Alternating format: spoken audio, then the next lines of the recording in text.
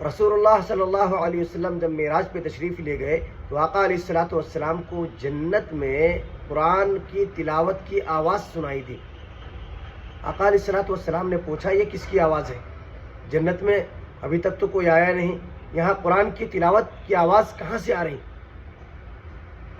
حضرت جبرائیل علیہ الصلوۃ والسلام نے فرمایا کہ یہ آپ کے صحابی حارثہ بن نعمان رضی اللہ تعالیٰ عنہ کے قرآن کی تلاوت ہے۔ اللہ کے رسول صلی اللہ علیہ وسلم نے فرمایا کہ ہاں، انہوں نے ماں کی ایسی خدمت کی ہے جس کی بدولت اللہ نے ان کو یہ مقام، یہ رتبہ اور یہ اعزاز عطا فرمایا۔ ماں کی خدمت کرنا، ماں باپ کا اکرام کرنا، ان کی عزت کرنا، اور یہاں تک کہ ان کی گالی بھی سن کر کے خاموش ہو جانا، یہ ہم سب کے لیے باعث خیر ہے، نجات کا ذریعہ ہے۔